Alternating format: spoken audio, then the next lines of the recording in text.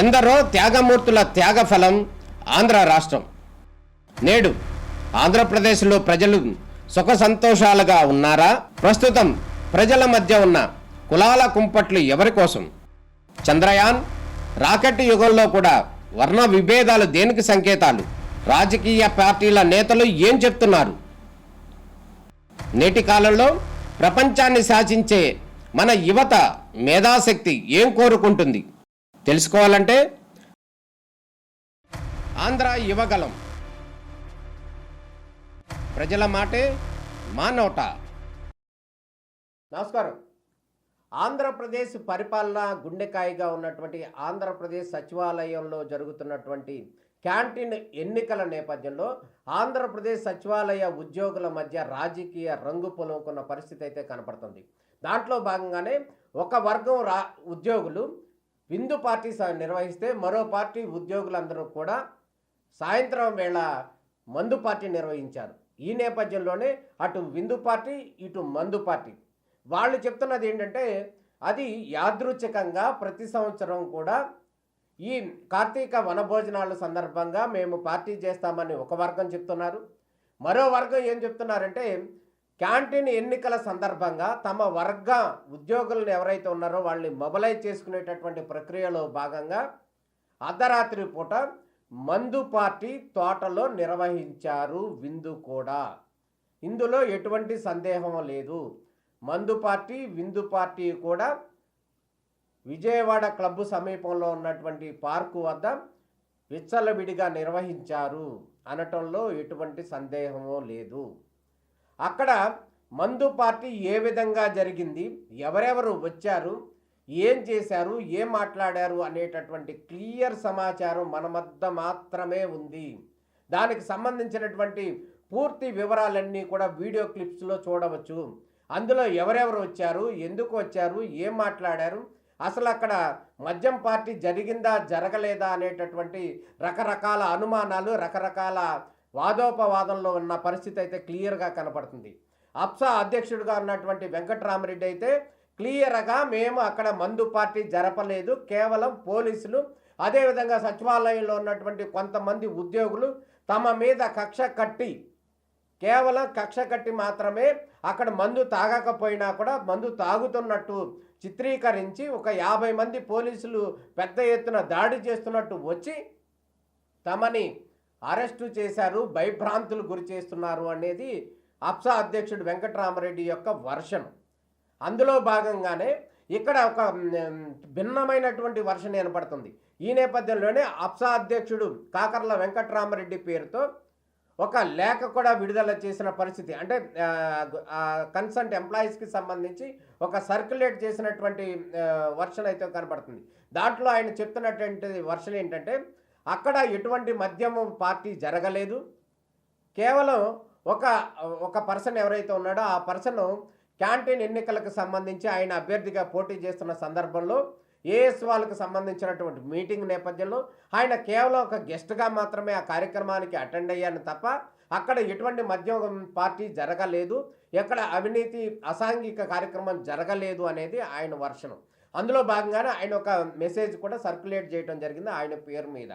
అయితే ఈ నేపథ్యంలో కాకర్ల వెంకటరామరెడ్డి ఇంకో విషయం కూడా చెప్తున్నారు. ఆయన ఏమంటున్నాడంటే అక్కడ నేను గెస్ట్గానే వెళ్ళానని చెప్తూనే అక్కడ చేసినటువంటి అక్కడ అనార్గనైజ్డ్ మందు పార్టీ ఏదైతే ఉందో ఆ పార్టీ నిర్వహించింది వేరే వాళ్ళు అయినప్పటికీ కూడా కేవలం అది జరిపింది నేనే అని చెప్పి ఆ నేరం మొత్తం తన మీద వేసుకుని కేవలం తను వేసుకున్న నేపథ్యంలోనే అతన్ని అరెస్ట్ చేశారు అని కాకర్ల వెంకటరామరెడ్డి చెప్తున్నాడు. అంటే ఇక్కడ క్రైమ్ ఆఫ్ ఎఫెన్సీ కనుక గమనించినట్లయితే ఎవరైతే ఒక హత్య జరిగిందనుకో, హత్య జరిగినప్పుడు హత్య చేసిన వాడిని మాత్రమే పోలీసులు అరెస్ట్ చేయటం అనేది పరిపాటి ఇదే న్యాయస్థానం చెప్తున్నది. కానీ అక్కడ అరెస్ట్ చేసే సందర్భంలో అతను కాదు హత్య చేసింది, నేను హత్య చేశాను కాబట్టి నన్ను అరెస్ట్ చేయండి, వాళ్ళకి మద్దతుగా నేను అరెస్ట్ అవుతాను అంటే ఒకవేళ వాళ్ళని అరెస్ట్ చేస్తారా పోలీసులు? అది సాధ్యమేనా? క్రైమ్ ఎవరు చేశారో వాళ్ళనే అరెస్ట్ చేస్తారు. గత రాత్రి జరిగినటువంటి మీటింగ్లో అక్కడ జరిగినటువంటి గెట్ టుగెదర్ పార్టీలో క్యాంటీన్ ఎలక్షన్కి సంబంధించి కొంతమంది అభ్యర్థులను మద్దతిస్తూ కొంతమంది అభ్యర్థులందరూ కూడా అక్కడ చేరి ఉద్యోగులందరూ కూడా అక్కడ మందు పార్టీ జరిగినది వాస్తవం, అందులో ఎటువంటి సందేహమో లేదు. అయితే ఇక్కడ అధ్యక్షుడిగా ఉన్నటువంటి కాకర్ల వెంకటరామరెడ్డి ఆయన అరెస్టు చేసుటం అనే అంశం వెనకాల రకరకాల భిన్న వాదనలు వినిపిస్తున్నాయి. ఒకవేళ వాళ్ళు పార్టీ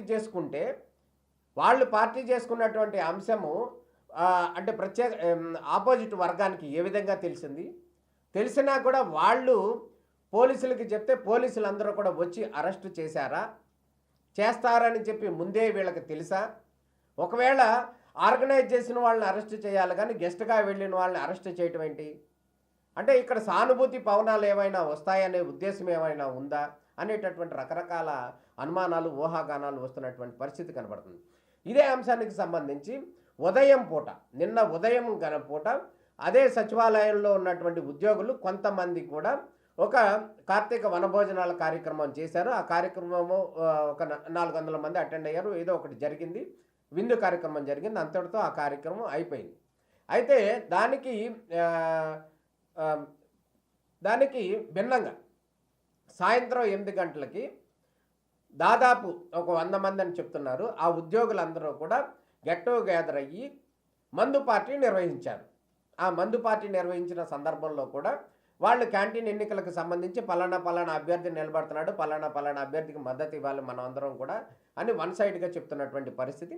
అయితే ఇక్కడ ఆ మందు పార్టీ జరిగే సందర్భంలో ఆ గార్డెన్ ఓనర్కి అయితే వాళ్ళు చెప్పిన పర్మిషన్ ఏంటంటే మేము టీడీపీ మద్దతుదారులము, మేము పార్టీ చేసుకున్నాము, అంటే గెట్ టుగెదర్ అవుతున్నాము అని చెప్పి పర్మిషన్ తీసుకున్నారు. పర్మిషన్ తీసుకున్న వాళ్ళు కాకర్ల వెంకటరామరెడ్డి మాత్రం కాదు, ఆయన పేరు మీద తీసుకోలేదు, వేరే వాళ్ళ పేరు మీద తీసుకున్నారు. వాళ్ళందరూ కూడా టీడీపీ మద్దతుదారులు అని చెప్పి వాళ్ళు ఆ గార్డెన్ను తీసుకోవడం జరిగింది, గెట్ టుగెదర్ అని చెప్పి తీసుకోవడం జరిగింది. మొత్తానికి ఇక్కడ వెంకటరామరెడ్డిని పోలీసులు అరెస్ట్ చేశారు. అయితే అక్కడ ఒక 50 మంది పోలీసులు వచ్చారు. మద్యం బాటిల్స్ మేము తాగలేదు కానీ పోలీసులే 2 విస్కీ బాటిళ్ళు 2 బీర్ బాటిళ్ళు టేబుల్ మీద పెట్టి వాంటెడ్గా అక్కడ భయభ్రాంతులకు గురి చేసేటటువంటి ప్రక్రియలో భాగంగా వాళ్ళని అరెస్ట్ చేశారు. అంటే వెంకటరామరెడ్డిని అదుపులోకి తీసుకున్నారు, అరెస్ట్ చేశారు అనేది వాళ్ళు చెప్తున్నటువంటి స్టోరీ. అసలు నిజం జరిగింది మాత్రం వేరే. అయితే ఇక్కడ అప్సా అధ్యక్షుడిగా ఉన్నటువంటి కాకర్ల వెంకటరామరెడ్డి గత ఎన్నికల ముందే సస్పెండ్ అయ్యాడు. ఈయన వన్ సైడ్గా వైసీపీ పార్టీకి పనిచేస్తున్నాడనేటటువంటి ఆరోపణలు రుజువు కావడంతో ఎన్నికల కమిషన్ ఆయన్ని సస్పెండ్ చేసేందుకు ప్రస్తుతం ఆయన సస్పెన్షన్లో ఉన్నాడు. అయితే అప్సా అధ్యక్షుడిగా మాత్రం కొనసాగుతున్నాడు. అప్సా అధ్యక్షుడిగా కొనసాగుతున్నటువంటి పరిణామ క్రమంలో తాజాగా ఎన్డీఏ కూటమిగా ఉన్నటువంటి నారా చంద్రబాబు నాయుడు ముఖ్యమంత్రిగా బాధ్యతలు స్వీకరించిన సందర్భంలో ఆయనకు బొకే ఇచ్చేటటువంటి అంశంలో కానీ బొకే ఇవ్వలేదు. అదేవిధంగా సిఎస్ కూడా జాయిన్ అయ్యారు, సిఎస్ కూడా ఆయన బొకే ఇవ్వలేదు. అంటే ఆయన వాంటెడ్గా వాళ్ళకి ఇవ్వాలనే ఉద్దేశం లేకుండానే ఇవ్వలేదు అనేది వాళ్ళు చెప్తున్నటువంటి వర్షం. గత వైసీపీ జగన్మోహన్ రెడ్డికి వన్ సైడ్గా ఈయన పనిచేశారు అనటంలో ఎటువంటి సందేహమో లేదు. అయితే గతంలో ఎన్నికలు జరిగినా జరగకపోయినా కూడా వన్ సైడ్గా ఆయనే అప్సా అధ్యక్షుడిగా కొనసాగుతున్నటువంటి పరిస్థితి అయితే జరుగుతుంది. ఈ నేపథ్యంలోనే అక్కడ ఇళ్ల స్థలాలకు సంబంధించి ఉద్యోగులు ఎవరైతే ఉన్నారో సచివాలయ ఉద్యోగులందరూ కూడా 2016లో హైదరాబాద్ నుంచి కూడా ఇక్కడికి వచ్చేసారు. ఇక్కడికి వచ్చేసినప్పుడు కూడా నాటి ముఖ్యమంత్రి చంద్రబాబు నాయుడు, నేటి కూడా ముఖ్యమంత్రి చంద్రబాబు నాయుడే. ఈ నేపథ్యంలో అక్కడ వచ్చినటువంటి ఉద్యోగులు ఎవరైతే ఉన్నారో ఉద్యోగులకి ఇళ్ల స్థలాలు కానీ లేతే 5 రోజులు ఉద్యోగ బాధ్యతలు కానీ లేతే వాళ్ళకి బ్యాచిలర్ అకామిడేషన్ కావచ్చు, అదేవిధంగా ప్రత్యేకంగా ఇక్కడి నుంచి ఒక బస్సు ఏర్పాటు చేయడం, అంటే ఈవినింగ్ బస్సు, అదేవిధంగా ఎర్లీ మార్నింగ్ బస్సు, అదేవిధంగా ప్రత్యేకంగా ఒక ట్రైను, వీటన్నిటిని కూడా గత ప్రభుత్వంలో అంటే బిఫోర్ చంద్రబాబు నాయుడు ప్రభుత్వంలో ఉద్యోగులకు ఏర్పడినటువంటి వసతులు. అయితే మధ్యలో జగన్మోహన్ రెడ్డి గారు వచ్చారు, ఈ సచివాలయాన్ని 3 ముక్కలు చేస్తాము, 3 ప్రాంతాలకు చేస్తా ఉన్నారు. ఆ ప్రక్రియ అక్కడితో అట్లా ఉంది. కానీ తాజాగా వచ్చినటువంటి మళ్ళీ ముఖ్యమంత్రి చంద్రబాబు నాయుడికి ఇక్కడ ఉద్యోగులకు సంబంధించినటువంటి ఒక విషయం కానీ ఒక బాధ్యత కానీ ఒక సమస్య కానీ అంటే ఇళ్ల స్థలాల వంటి సమస్య, మేజర్ ఇళ్ల స్థలాలకు సంబంధించినటువంటి సమస్య ఉంది. అదేవిధంగా ఉద్యోగులకు పీఆర్సీకి సంబంధించినటువంటి సమస్య ఉంది. అదేవిధంగా ఉద్యోగులకు ఎర్నల్ లీవ్ తీసుకునేటానికి సంబంధించినటువంటి సమస్య ఉంది. అదేవిధంగా డిఏ తీసుకునేటటువంటి అంశానికి సంబంధించి సమస్య ఉంది. పీఆర్సీ ఏర్పాటు చేయాల్సినటువంటి ప్రాబ్లం ఉంది. అంటే ఇన్ని రకాల ప్రాబ్లమ్స్ ఉన్నప్పటికి కూడా ఈ ముఖ్యమంత్రి వచ్చినటువంటి 6 నెలల కాలంలో ఒక్కరు కూడా వెళ్ళి వారికి సంబంధించినటువంటి సచివాలయ ఉద్యోగులకు సంబంధించినటువంటి సమస్యల గురించి చర్చించినటువంటి పాపాన పోలేదు. ఇక్కడ మనం ఏ వర్గానికి ఏ పార్టీకి వ్యతిరేకం కాదు, కానీ వాంటెడ్గా మాత్రం గడిచిన 5-6 సంవత్సరాల నుంచి కూడా చాలామంది గతంలో నుంచి హైదరాబాద్ నుంచి పోరాడినటువంటి ఉద్యోగులు ఎవరైతే ఉన్నారో వాళ్ళందరూ కూడా ఒక్కరొక్కరుగా రిటైర్ అయిపోతున్నటువంటి పరిస్థితి కనపడుతుంది. ఇంకా రేపో మాపో కనుక ఇంకా తాత్సారం జరిగితే ఇంకా ఎక్కువ మంది ఉద్యోగులు రిటైర్ అయిపోయే అవకాశం ఉంది. వాళ్ళందరూ ఆవేదన ఏంటంటే ఇక్కడ సచివాలయం అనేది పార్టీలకి అతీతంగా పనిచేయాల్సినటువంటి అవసరం ఉంది. అక్కడ ఏ ముఖ్యమంత్రి ఉన్నా కూడా ముఖ్యమంత్రికి సంబంధించినటువంటి ఫైల్స్ని ముందుకు తీసుకువెళ్ళాలి, పరిపాలన ముందుకు తీసుకువెళ్ళాలి అనేది వాళ్ళు చెప్తున్నటువంటి వర్షన్. కానీ ప్రస్తుతం ఉన్నటువంటి పరిస్థితుల నేపథ్యంలో అది రాజకీయ రంగు పులుముకుంది. ఒక పార్టీ అధికారంలోకి వస్తే ఒక వ్యక్తి మాత్రమే దానికి లీడ్ చేస్తారు, అప్సా అధ్యక్షుడిగా ఉంటారు. అదేవిధంగా ఇంకో పార్టీ అధికారంలో వస్తే కనుక వేరే వాళ్ళు అధికారంలోకి వస్తారు, వాళ్లే లీడ్ చేస్తారంటూ కూడా రకరకాలైనటువంటి భిన్న వాదనలు, భిన్న పార్టీల రంగు మాత్రం వాళ్ళ మధ్య కనబడుతున్నటువంటి పరిస్థితి కనబడుతుంది.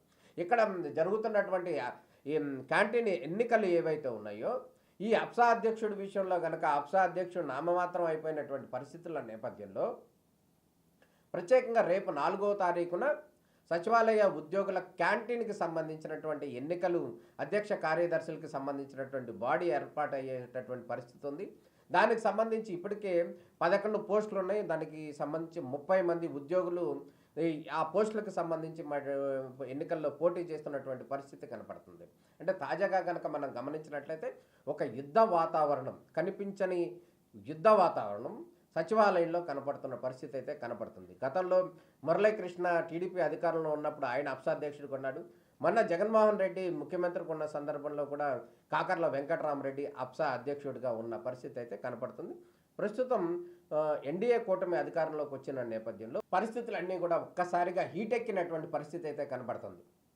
వాళ్ళందరూ కూడా అక్కడ ఐఏఎస్ల అధికారులతో కానివచ్చు, అదేవిధంగా సెక్రటరీలతో కావచ్చు, అదేవిధంగా మంత్రులతో కూడా పనిచేయాల్సినటువంటి పరిస్థితి సచివాలయ ఉద్యోగులకి మాత్రమే ఉంటుంది. ఈ నేపథ్యంలో అక్కడ ఏ మంత్రి వచ్చినా ఏ అధికారి వచ్చినా కూడా సచివాలయ ఉద్యోగులు మాత్రం వాళ్ళు పర్మనెంట్గా సేవలు అందించాల్సిన పరిస్థితి ఉంటుంది. ఎందుకంటే రాజకీయాల్లో ఒక పార్టీ వస్తుంది, మళ్ళీ కొద్దిగా ఒక 5 సంవత్సరాల తర్వాత ఇంకో పార్టీ రావచ్చు, కానీ ఉద్యోగులు మాత్రం శాశ్వతంగా అక్కడ 30 సంవత్సరాల పాటు ఉంటారు అనేది ఖచ్చితం. అయితే మొన్న జరిగినటువంటి ఎన్నికల నేపథ్యంలో ఉద్యోగుల మధ్య భిన్న విభేదాలు, దారుణమైనటువంటి విభేదాలు వచ్చాయి అనేది క్లియర్గా కనబడుతుంది.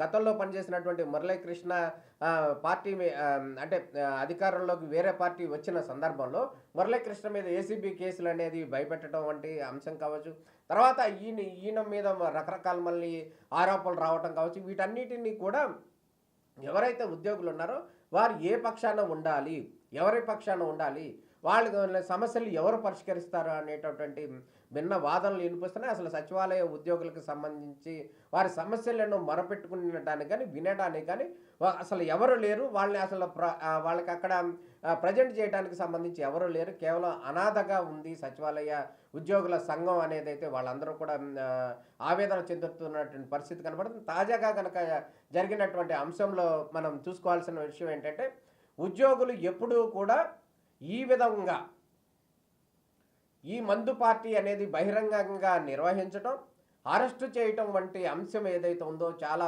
తీవ్రంగా పరిగణించాల్సినటువంటి అవసరం ఉంది. రాష్ట్ర ముఖ్యమంత్రి చంద్రబాబు నాయుడు కావచ్చు, అదేవిధంగా రాష్ట్ర పాలకవర్గం కూడా చాలా సీరియస్గా తీసుకోవాల్సినటువంటి అవసరం ఉంది. ఎంతో గోప్యంగా ఉండాల్సినటువంటి సచివాలయ ఉద్యోగుల సంబంధించినటువంటి విషయాలు కావచ్చు, అదేవిధంగా వారి ఎంప్లాయీస్ ఖచ్చితంగా వన్ సైడ్గా ఎక్కడైతే ఉన్నారో వాళ్ళు పనిచేయాలి తప్ప, అంతేగాని ఏ పార్టీ ఉంటే ఆ పార్టీకి వన్ సైడ్గా పనిచేయకూడదు. కేవలం ముఖ్యమంత్రి ఎవరైతే వాళ్ళకి మాత్రమే వాళ్ళు వన్ సైడ్గా పనిచేయాలి తప్ప, ఏ పార్టీ అధికారం ఉంటే ఆ పార్టీకి వన్ సైడ్గా పనిచేయటం అనేది తప్పు. అదేవిధంగా అట్లా చేసి ఒకవేళ ఈ అరెస్టు అంశం నేపథ్యంలో ఉద్యోగుల మధ్య భిన్నమైనటువంటి విభేదాలు వచ్చే అవకాశం ఉంది.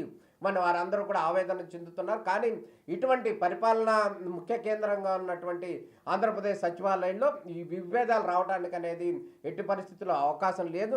ఒకవేళ కనుక ఆంధ్రప్రదేశ్ ప్రభుత్వం దీన్ని సీరియస్గా తీసుకోవాల్సినటువంటి అవసరం ఉంది. అదేవిధంగా ఆంధ్రప్రదేశ్ ప్రభుత్వం సీరియస్గా తీసుకుంటే కనుక ఈ క్యాంటీన్ ఎలక్షన్లు ఏవైతే ఉన్నాయో అవి జరపటం అనేది ప్రస్తుతం అప్రస్తుతం. ఈ క్యాంటీన్ ఎన్నికలు అనేవి జరపడం అనేది సరైనది కాదు.